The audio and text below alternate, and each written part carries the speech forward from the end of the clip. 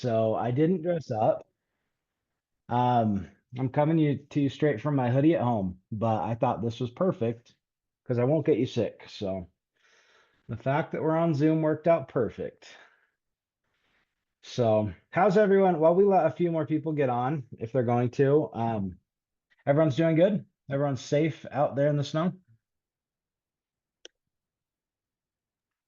I've shoveled my driveway 3 times already. Oh my God. Where are you It's at? crazy. I'm in Saratoga Springs. Oh yeah. It's crazy over here right now.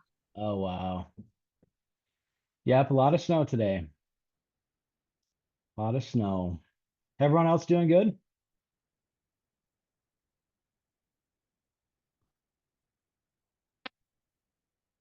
Cool. Okay, I'm gonna take that as a yes. We'll let anyone else who needs to hop on, we'll let them do it. But um today we're gonna talk about servicing listings, one of my favorite topics in the whole world. Such a fun thing, really the best part of the business, I think. So how many of you on here have taken a listing so far? Anyone? You could raise your hand, you could turn your camera on. I just got my first listing appointment today and I'm going to send over the contract tonight to sign. Love it. Congrats. Thank you. Awesome. So fun. Yeah, keep us posted. Make sure you have, you got all the support that you need. So just make sure to reach out and ask if you need anything. So Yeah. love it. Nice job. And where did you get it from? I reconnected with a friend from high school who started investing and then realized he didn't like it. So he's selling his investment property. Oh, wow. Hmm. Nice. That's awesome. Nice job talking to your people. Yep. Who else has got a listing or at least been on a listing appointment?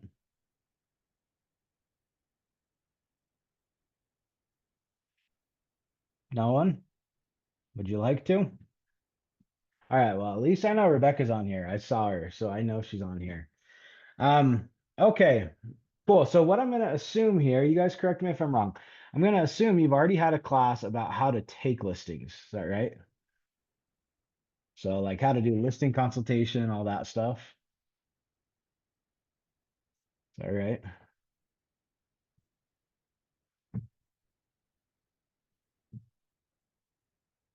Well, hopefully so. I don't want to overdo it. I don't want to go through a bunch of stuff that you guys already know. Sorry, my glasses are just going to fog up. I think that's just part of how this is going to go. Um, Okay, so I'm going to assume at this point we've already taken the listing. So we've already taken the listing. You went to their house, you got everything done, and now we're going to take the listing and I'm going to show you how to actually service it. Like, what do you do at that point? It's also really good to know because as you are taking those listings and you're going on those listing consultations, you need to know what's going to happen once it goes so that you can forward pace them and let them know all the value that you're going to add throughout it. Definitely a lot of the stuff that we talk about with listings, it's going to seem kind of simple to you and me, but to our clients, it's like it really is a value that we add to them because they don't understand it. So anyway, so we just want to make sure that we start throwing out some things like, hey, these are some of the nice things that I'm going to do for you that are going to help make sure you get top dollar. Because ultimately, what do you guys think that sellers want? Like, what are sellers looking for?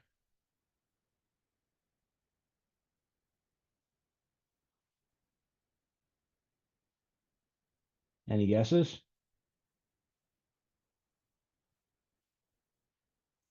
Getting their home sold. Totally. They want to make it happen, right?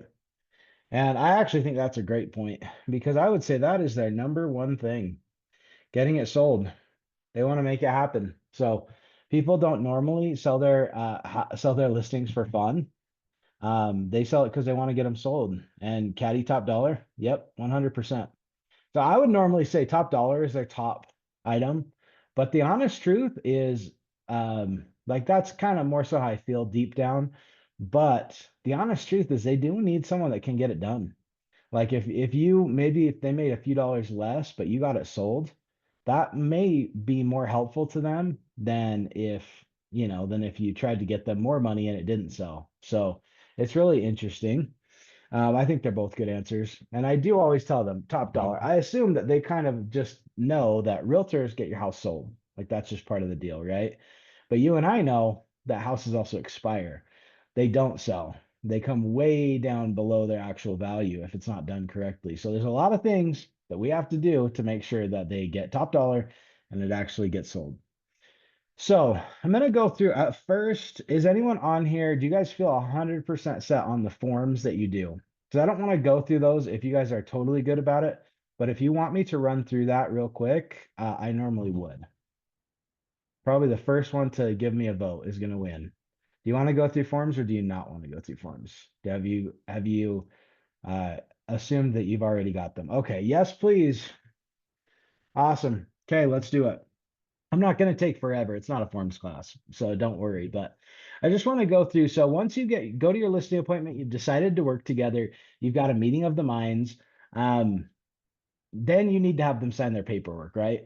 Now it's really important, and it's really important to have them sign at the listing appointment. Now this is not because it's high pressure. It's not. It's just because any other time is not as good.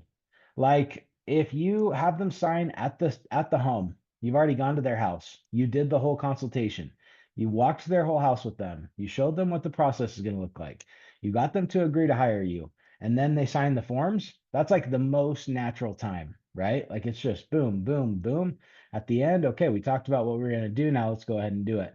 So it really is the best to have it signed at the consultation. Now, if that doesn't happen, maybe they don't want to or whatever, you can have it signed another time. But I just want to warn you that if you sign it right there with them, they're going to, as you kind of paraphrase the contract and go through it with them, they're going to say, okay, and they're going to sign here and initial there and all that stuff. If you send it via DocuSign, they're going to read every word, most people. There's different styles, of course, but they're more likely going to read every word.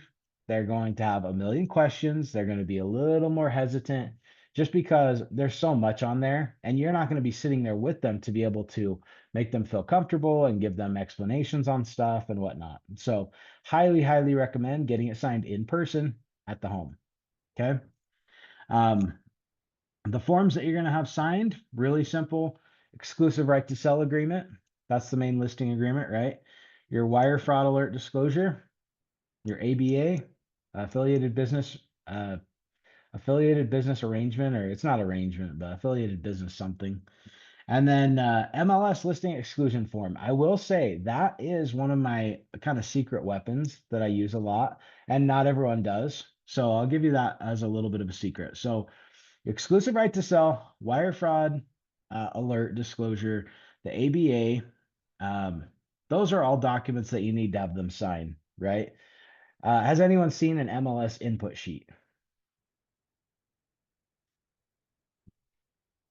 So MLS input sheet, you do need them to sign. It's basically them giving you permission to put their listing online. So the MLS input listing form, that is the only one that we don't normally have them sign at the listing appointment, and that's because it's usually not done. Like that form basically goes through everything about their house, bedrooms, bathrooms. It's got a description written.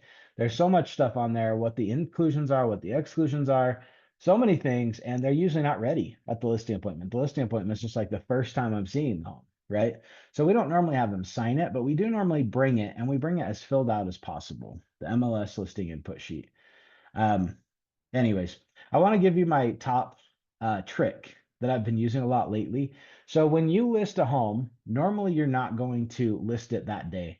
Back in the olden days, allegedly, they showed up at the house, they gave them a listing agreement, and that day, like they ran back to the office, they made it go live. It had no pictures, but it was live on the MLS that day.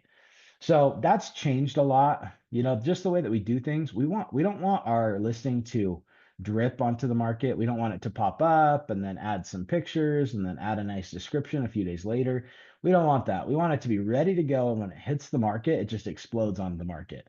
So what you want to do, normally when you go to the listing appointment, you're not listing it for a few, for a couple weeks or a week or something like that. And so there's a form that we use. It actually is required that we put it in this.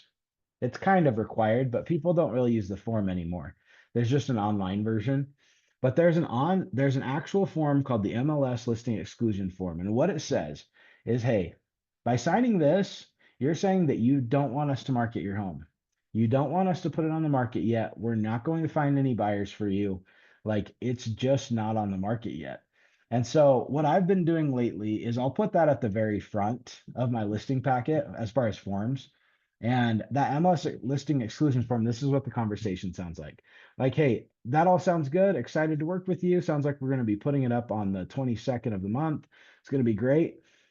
Okay, let me go through some documents with you. Now, this one's super important because what this says is that we're not putting it on the market today.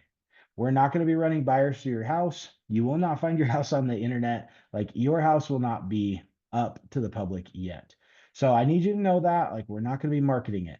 So what does that do? It really takes their walls down if they had any, because they're like, oh, good. Like I didn't want it to be listed right now, like it's not ready. It needs to be cleaned. It needs to be prepped and everything. So having them sign something that says it's not going on the market today is a win. Like it just makes them feel good. And then we go to the exclusive right to sell agreement, the wire fraud alert, the ABA, all the other stuff. And they're now in the mood of just signing stuff and whatnot, and we move forward. So that's one thing I think we should get that form signed because if not, although it's not required, if we get that form signed, we have proof that we told them we're not marketing it right now. And that's important to know because you don't want them to say, hey, I haven't seen anything. You haven't posted on social media. I haven't seen an open house. Like they know and they signed that they understood that it's not going on the market today. So it's really good for that. And then, of course, I think it just makes for a great conversation with them and puts them at ease. Does that make sense to you guys?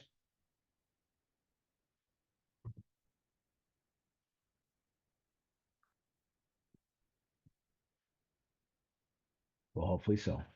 Yes. Perfect. Okay. Now, those are the forms that we normally get signed by the seller oh good, I'm glad. Um, so those are the ones we get signed at the listing appointment. Now there's a few others, also lead-based paint. We normally have them signed there. It's an easy document, no problem. Um, but then there's a couple that we give them as homework. And I just think, remember, when your sellers hire you, they want a leader. They want someone who's going to tell them what to do. That's just how it is. So don't feel like you have to totally just like baby them and everything. Like tell them exactly what to do and let them do it. So what we do is we have all those forms. We say, okay, we're gonna have you sign this, this, go through all that stuff. And then what I like to do is give them, this probably sounds more like babying them than not. So maybe I mean the opposite. I don't know. But I get a little homework packet.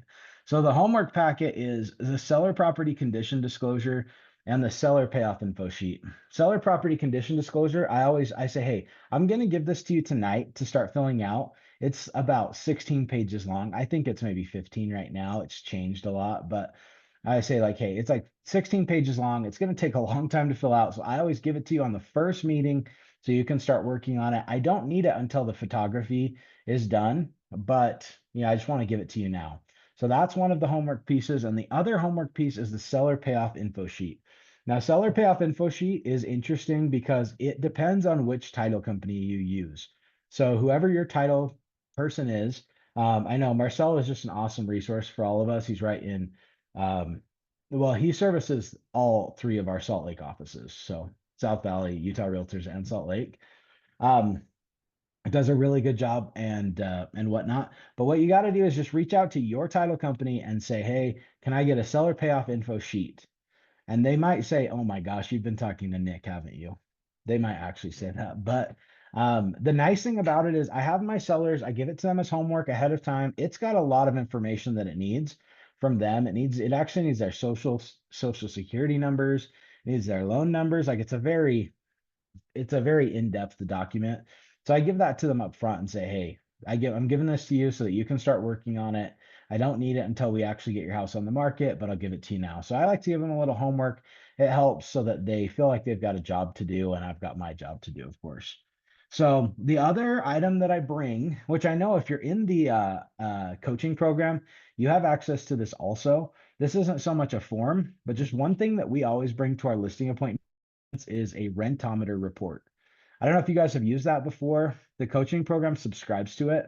Um, but the rentometer reports basically show how much other homes in the area are being rented out for. And I have just found that, especially in this market, it's been a really good conversation to have. Even if we're going to a home to list it, they want to sell. It's super helpful to bring a rentometer report and be able to show them what their home would be able to rent out for and just say, hey, have you ever considered renting it out? Now, 99% of people say, no, I don't want to do that. Not interested. Thank you. Whatever. But I think it's a good touch. And if they rent their house out, it doesn't help us. It's one less house that we sell, right? We might help them still buy another one, but it's one less house that we sell. But the truth is, very rarely would we talk them into renting it out. People just either want to or don't want to for the most part. But it does show them that we care and that we want to give them all their options. And if they did decide to rent it out, they're going to be able to build a lot of wealth through real estate and buy more properties. So it's a win. Okay, I'm going to go through everything else. So those are the documents. Again, the biggest thing, rather than just the specifics about them, is get them signed at the listing appointment. It's the most logical time. Same thing with buyers. If you get them to sign it at the buyer consultation, it just makes sense. Like you've gone through the process. It's all like, it's just so slick. What's the alternate to having them sign at the buyer consultation? The alternate is to have them sign it on the hood of your car when you go to show them a house. And is that really a better place to do it? Like I've done it. I'm not saying I haven't. I'm just saying it's hard for me to imagine that's a better strategy. So okay, I'm just going through basically our whole checklist of all the things that we do for our sellers. So feel free to jump in, ask questions. If you have any, just jump in. So on our little list of things that we're going to do, because at this point it's go time. You took the listing, now we've got to wow this seller. Send them a gift. That could be anything you want. It could be crumble cookies. It could be nothing. You don't have to send a gift. But it's a big thing for us when they sign up to work with us, they're going to get a little gift. If they were a referral, that referrer should have already gotten a gift. It's more important to give the referrer a gift than it is to give the seller a gift because that referrer is really going out on a limb for you. And you want to say, hey, keep doing that. I like that. I appreciate it. You're going to send them a copy of their documents. That's just a requirement. So because we always get them signed at the listing appointment, then we have to scan them in like old school style. And it's okay. I'm not anti DocuSign or anything. We use DocuSign all the time. But when we're trying to gain agreement with a client, it's just always better in person. So of course, sometimes they're out of state or whatever. So there's different situations, but um, make sure they have a good access to a photography checklist. So our listing packet just has it in there, but we actually also have a separate one that we text them just so it's handy on their phone. And it goes through things like if you don't have one, you should get one. If the coaching program probably has access to one, if not, go on ChatGPT and make your own. But all the things that they need to do to make sure their house is ready for photos. So, all the things. They're gonna open the blinds. They're going to take everything off the counters. Really, the way that you help people stage the home is huge. So, and I think it's nice to give them a list of all the requirements rather than really nitpicking their house. So if you go through and just like that thing has to go, that thing has to go, that's a little more intense than if you say, oh yeah, one of the items on here is all remove all signs of pets. So that means cages, water, anything like that. So just having this system and this process that you follow makes it super nice. Now, of course, as you're helping them stage their home and get it ready, one question that people ask is, do you like staging and do you pay for it? The truth is, I just don't believe in staging. Not there's houses that I believe in staging for as far as like bringing in all this extra furniture and whatnot. The issues that I normally run into are more so that they have too much junk in their house and we need to get rid of stuff, not add stuff personally. So that's more where I focus is like clearing it out, getting rid of as much stuff as possible. I would say, hey, that anything that you're not going to need in the next 3 to 6 months, pack it up. You're moving anyways, so it's going to have to be packed up and it's going with you. Just have them simplify everything. If it's a house that you think could use some staging, bring in a stager. That's fine. You can have them pay for it. You can pay for it, whatever you decide. It is very expensive, but you know, we also get paid really well for the most part. So, um, yeah, help them with that. Now, there's some difficult ones, and I'll give you a little bit of a script behind that. So if you're going through a house and it's like maybe it's got the pet smell, or it's got, I don't know, some sort of offensive smell or situation, just try to group them in with everyone. So what we do is um, we always say, hey, for all of our clients who have dogs, what we typically recommend is that we replace the carpet. We have a great connection with it. It's super inexpensive, and you're going to get like a 10x um, you're going to get a 10x return on that investment. So if you put $2,500 of carpet in, you're going to get $25,000 on average. Like that's true. I believe that 100%. If there's a house that has bad carpet and you say you'll give a $2,500 credit, it's actually going to cost you way more than that, because the people who look at it aren't going to like it. So it's going to be people who look at it as this huge project, and they don't want just 2,500 for the carpet, because now they view the house as a project. So if you put 2,500 into the carpet, most houses, you're going to see 25 grand in actual proceeds that you get. So, but just group people together. If you group people together, say, hey, every time we list a house that has a dog in it, this is what we recommend. It doesn't make them defensive, doesn't sound offensive. It's just like, hey, this is just how we do it. So usually when they clean the carpet, it just smells worse, to be honest. I know there's some people that are a little better at it than others, but usually I say replace the carpet. And it does help. Like when I sold my house, I've only sold one home of my own, but when I sold it, I ripped out all the carpet. My other dog peed all over it, and I was like, it's got to go, because it's got to look a certain way. It's got to smell a certain way. We can't have her favorite corner like smelling a certain way. So the more you can like say, hey, if this was my house, this is what I would do. The more you do that, you're not going to run into as much of a fight. Anytime that you feel like you and your seller are like this, like you have to think about where you're positioned. If they're like, well, I don't want to do this, and you're like, well, I think you should, and it's kind of feeling like a fight, that's a problem. So we, in our old office, um, we used to have this office in Riverton, and one of the things was that we didn't have any round tables. We only had half round tables, like what do they call them? Like a semi, I don't know, half round tables. And so basically, they were just round on one side and then they were flat on the other, and that was always pushed against a wall. And that was so that when our clients came in and they would sit next to us, they would sit next to us, not across the table from us, because we really want people to feel like they're on our team. It's us against them. Anytime it feels like it's us against them, meaning the market. It's us against the market. Whenever it feels like it's you versus the seller, bad news. Take a step back, find a way to like physically turn your body and imagine yourself side by side with them. And now we're having a conversation between the two of you that's like, hey, I really want to make sure you get top dollar for this. This is my recommendation to be able to do that. Just like tie their motivation in again. Does that make sense? Not disconnected or anything. Um, Okay, let's talk real quick about cleaning, handyman, staging. We really focus on cleanliness with our listings, so we do pay for deep cleaning for our clients. It's just something that we offer. Not everyone does. You're not bad if you don't. I do think your house has to be pretty dang clean for you to throw it on the market. It's just it just makes a big difference. So we always say like this is not your in-laws are coming over for dinner. This is we're putting your house on the front of Better Homes and Garden magazine. Like this is the real deal. Like we need it to look perfect. So if they're really super clean, we don't actually always clean it. A lot of times we'll say, hey, you know that we include deep cleaning, but your house is immaculate.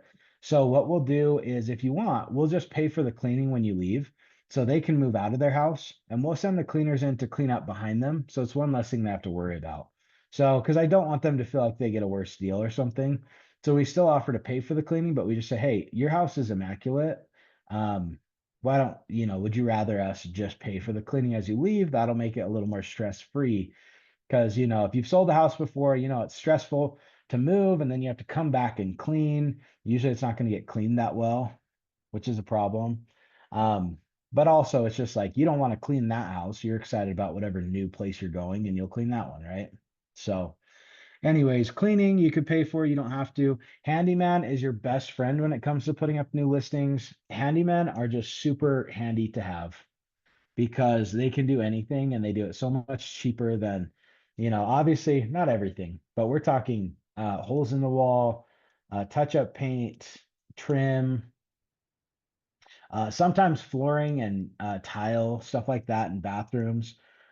Caulking bathrooms can make a huge difference. And even though it's not that hard, it's kind of hard to make it look good and it's just a pain. You can bring a handyman in and they'll do the caulking for you and it just works. It works out really good. So handymen are really good contact to have. And then staging, we already talked about that.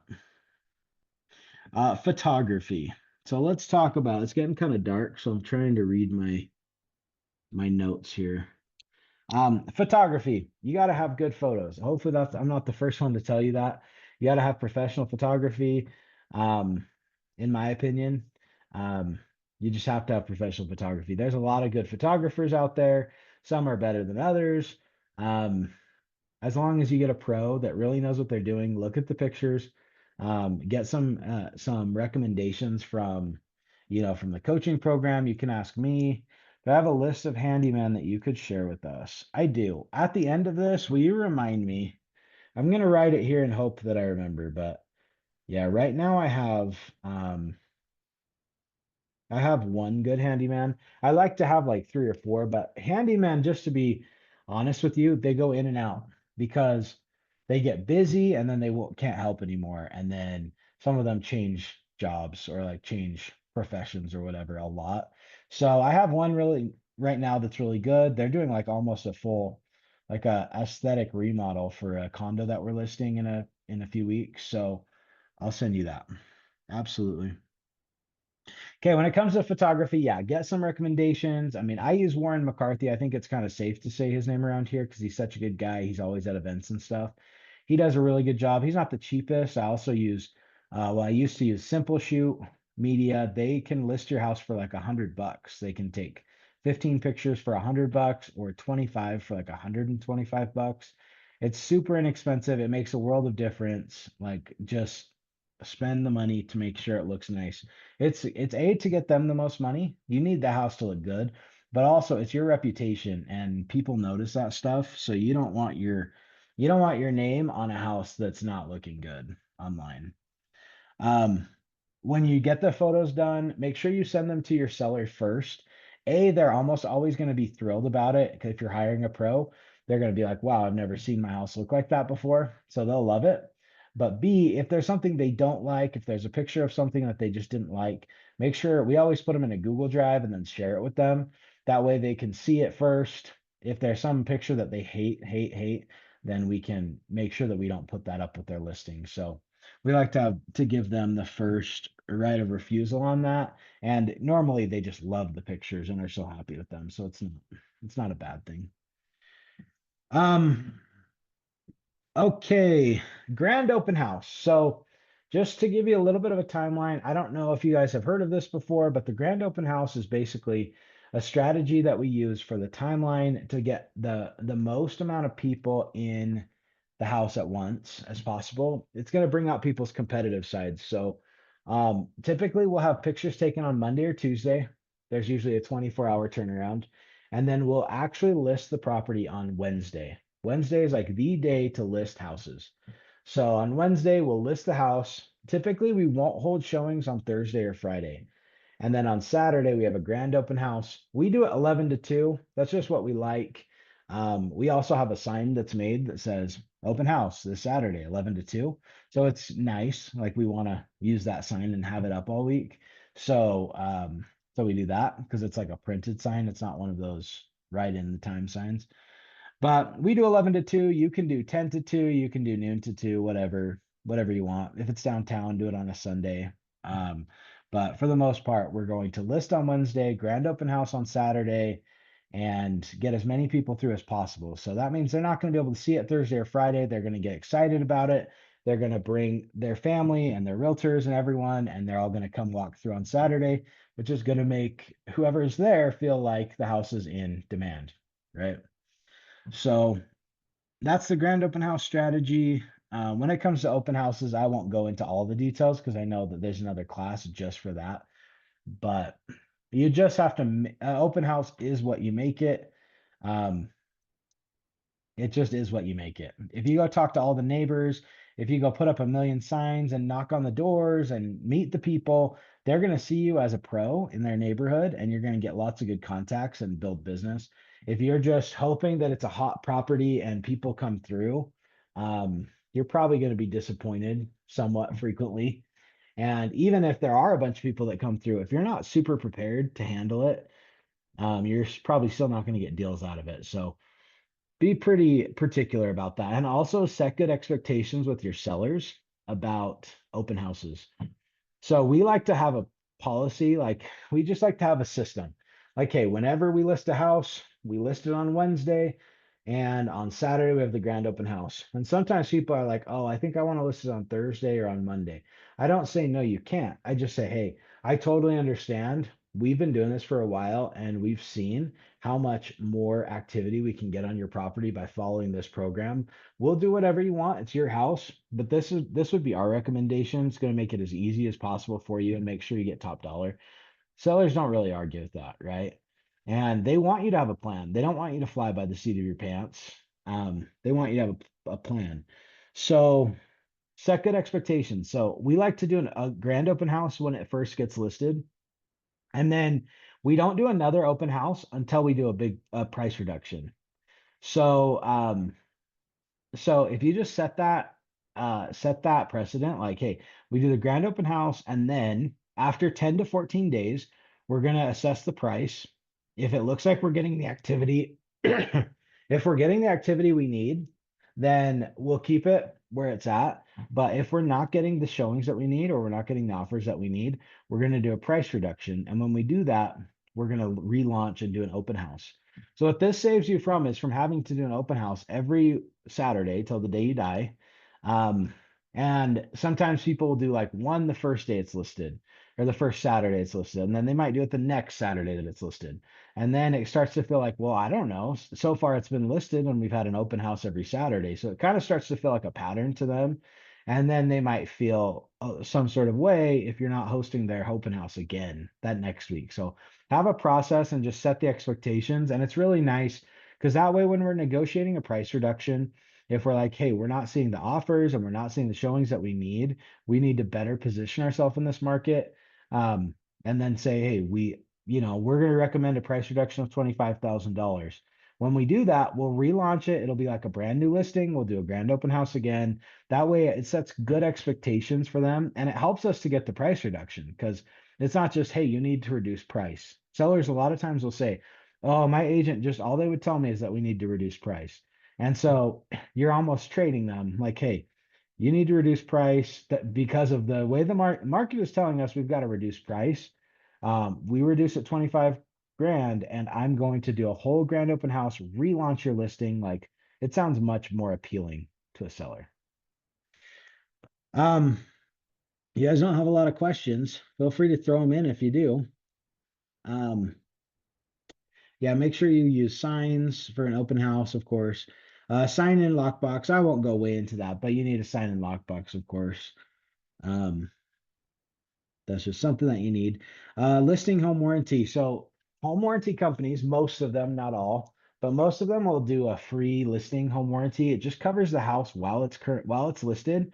In case there's some issue, they'll actually cover items in the house. It's not as good as a buyer home warranty, like after closing, they cover quite a bit more, but it's something and it's totally free. So as soon as you take the listing, you sign up for listing home warranty coverage, and that seller gets a certain amount of coverage for furnace and water heater and all that stuff, and it's totally free. And it just is so anytime you can do something that's going to make your seller feel warm and fuzzy, do it. Like that's pretty much my rule in my real estate business is I like to spend money on anything I can brag to my seller about.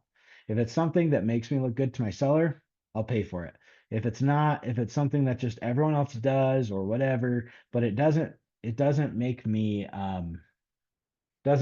look like I'm doing a good job for my seller, it goes pretty far on my list. So, um, yeah, listing home warranty is huge. All right, let's talk about showing service. So, showing service is something that you set up while you're something that you set up. Hang on one second. It's something I'm just gonna see if this. It's getting awfully dark, so I'm like it's starting to hurt my eyes. There we go.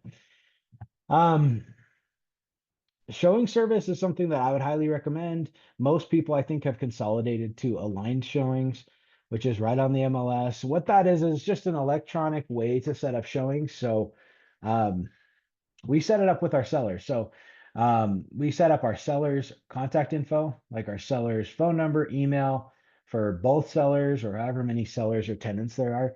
And then when people go to set up showings, it'll text the seller directly or the tenant and say, hey, does this time work? And the cool thing about that is that it just makes it easy. Like some people don't like it because they're like, oh man, like I want to set up the showing for my client. Like that's what being a realtor is all about, and everyone has their own opinion. Personally, I don't think our clients hire us to like be texting them all the time. Like, what about this time? Because if you think about it, if you do the showing service, the buyer agent sets up the time, the showing service texts your seller and says, hey, does this time work? They say either yes or no automatically. It's like a text. And then they tell the buyer that it's confirmed and it's all good. We don't have to be involved. And the opposite is if we did it ourselves, that buyer agent would reach out to us. We might be in a meeting, we might be on vacation, who knows? So when we get around to it, we'll send it to the seller.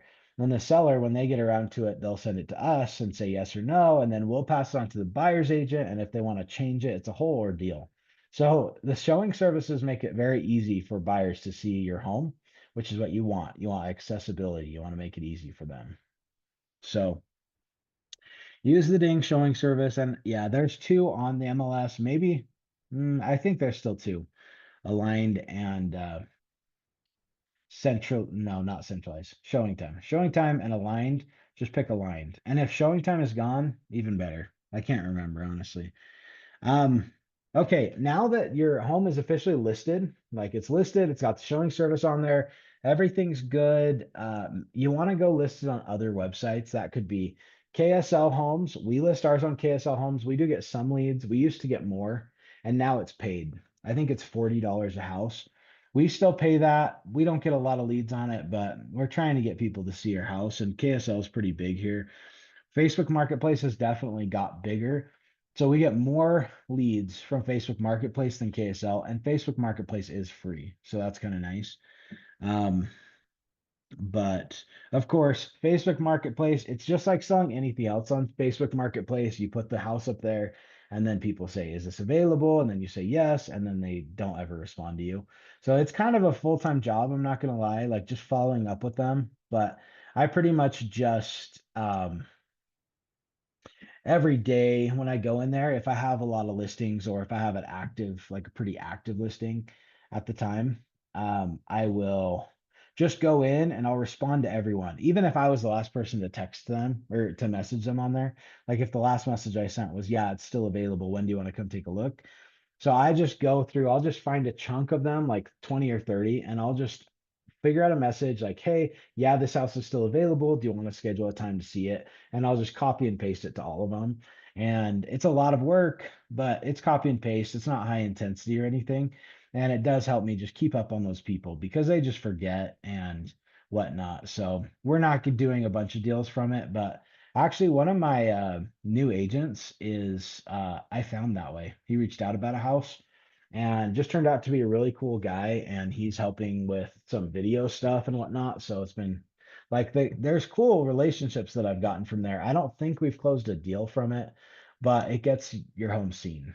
So it's a win, and I'm sure eventually we'll close deals from it. But it is a little funny. It's just like selling anything else on Facebook Marketplace. People are very funny. Um, Yeah, send screenshots to the seller. I put that any ads that you run. So we usually run ads through command. We have our Facebook, our KSL, like we have all those things. We'll send a screenshot of those to our seller. You have to get used to proactive communication. This is no longer like, do I have to tell them something? Is there anything that I need to tell my seller? The question that we're always asking is, what can I tell my seller? Like, I need to tell them something all the time. Like, just make it a habit of constantly, like, if there's nothing for you to tell, come up with something. You know, it's just, it sounds kind of funny, but you have to be outgoing to them. You can't have them coming asking you questions all the time. You've got to say, hey, just want to let you know we just listed your house on um, KSL. This is what it looks like. We just put up some ads for your house, and I'll send a screenshot of what that looks like. And they're just like, oh, that's great. Because if we don't tell them what we're doing, they assume we're not doing anything. And that's not a good look, obviously. So communication, that's honestly, I think pretty much the rest of what we're going to talk about is about communication. Because yeah, proactive communication is huge. It used to be when I got in the business, there were no dinosaurs roaming the earth, but it was 2014. And the what people would say is that you have to give your seller an update every week. So call your seller, give them a weekly update. Do any of you think that would fly in today's market? The truth is it didn't fly even in that market, but that was like the old school way. Like, hey, on Mondays, call them, give them an update. This market moves quick. Like they need updates all the time. I would say every single day. Maybe if you take off Sunday or something, but honestly, if it were me, I would wish them a happy Sunday. Hey, everything's looking good on my side. Hope you guys are having a great Sunday. If you ever have questions, call me. Like you have to proactively communicate with these people. They just, if you're not talking to them, they assume you're not doing anything. So it's really important. And I always learned like if you call them with something, it's a 2 minute conversation. If they call you, it's like a 20-minute conversation. And I feel like that's very true. So if you want to save yourself time, proactively give them info. Because if you call them and say, hey, we haven't had any new showings this week, we are doing the open house on Saturday and expecting a big turnout, then they say, okay, great. But if you don't say anything, they'll call you and they'll say, hey, I haven't seen any activity. I haven't seen any showings come through. What's going on? But like they're gonna be scared. They're gonna be kind of coming at you, and it's just not that fun. So proactive communication. One part about that also balance contact. If you have people, if you have spouses, or they don't have to be married, of course. Like I mean, I help plenty of people who aren't married buy houses together.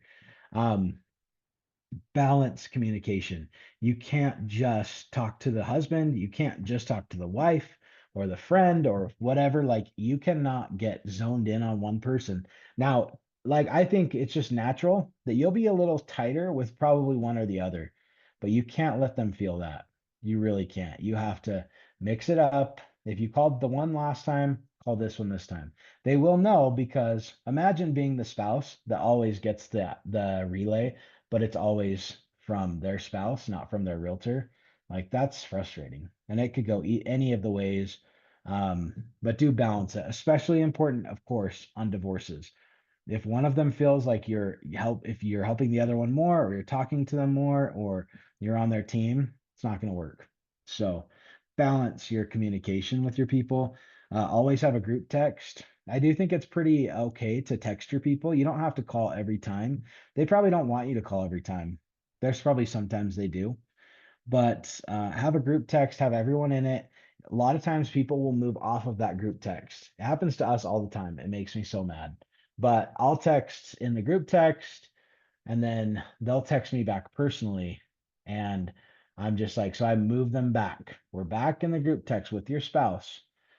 For me, with my team, like we're all in this together. We don't need to all be having separate conversations. And if you have a conversation with one, put in a text, a little breakdown of what you guys talked about and what the solution was or what the next step was.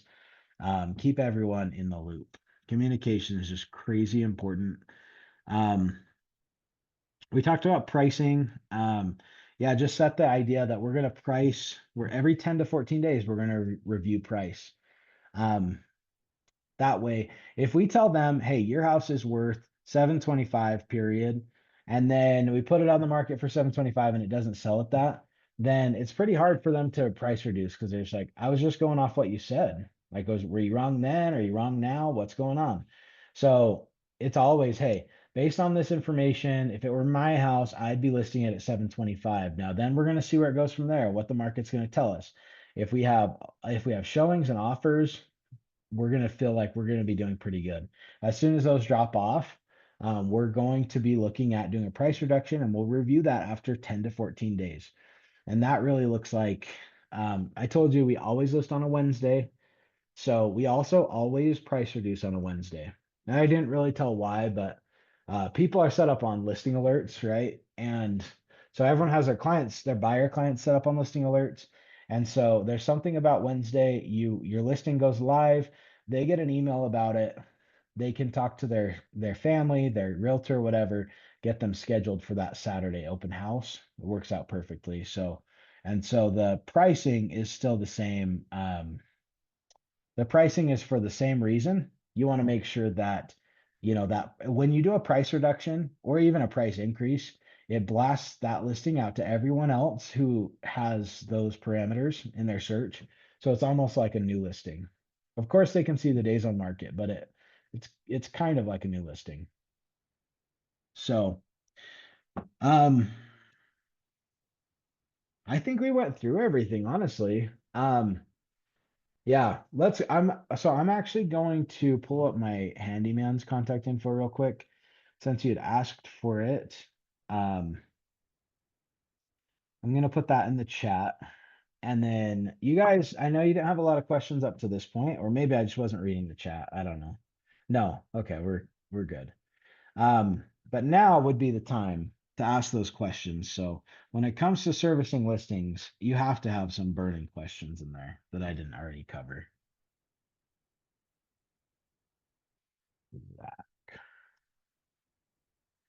And I just put that handyman contact in the chat.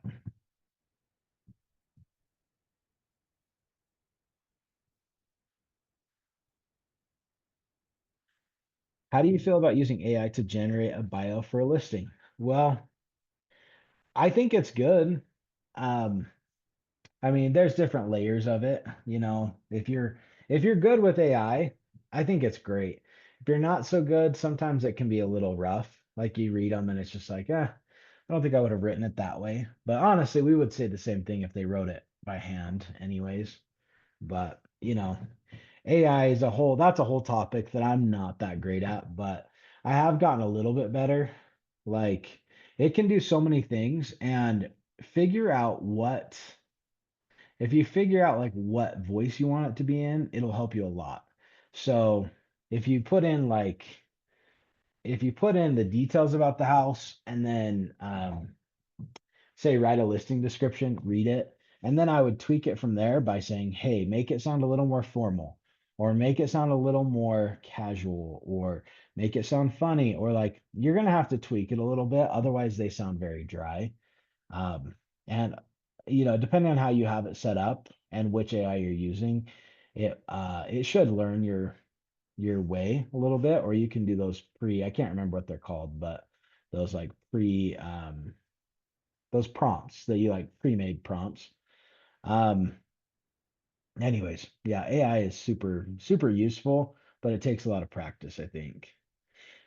Do you have that seller checklist available too? Yes, I do. Um, yes, I do. I will check on it and see. You probably have one from the coaching team, but I'm gonna check. I just don't want to give you something that conflicts with that, but I'm gonna say seller checklist. Mine is very ugly, but it's very good. I need to clean it up. I've needed to clean it up for years, but there is the AI summit coming up. They mentioned it in last team meeting on Tuesday. Yep, I'll be there. I think it's the one that's $35. Um, I think it'll be cool. I'll see you there. Home Hub has a seller checklist somewhere. That sounds right. Um, cool. Yeah, of course. Happy to help. What other questions do you guys have?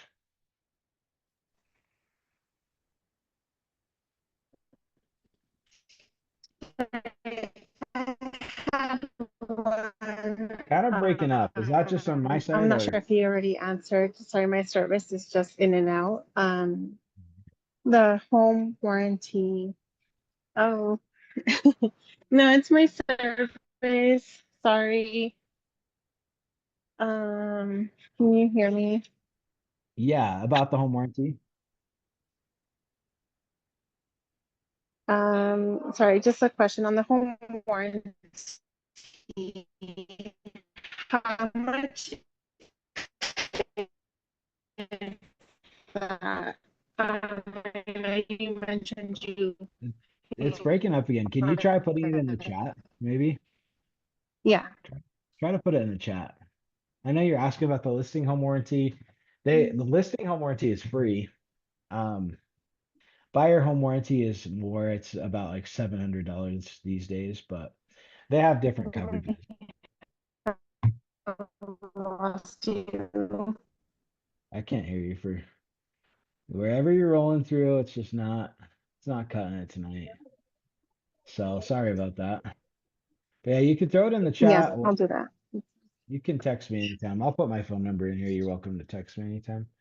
Um, and then yeah, I don't know. I'm not a big fan of just blabbering on. These are if I don't have something to tell you. So if you have any questions, send them, or if there's another topic you want to talk about, I do still have time. Um, yeah, if you want to chat.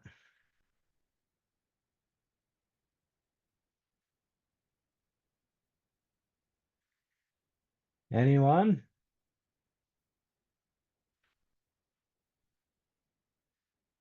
Okay. Okay, well, this is what I'm gonna do. So I'm supposed to be doing the hub.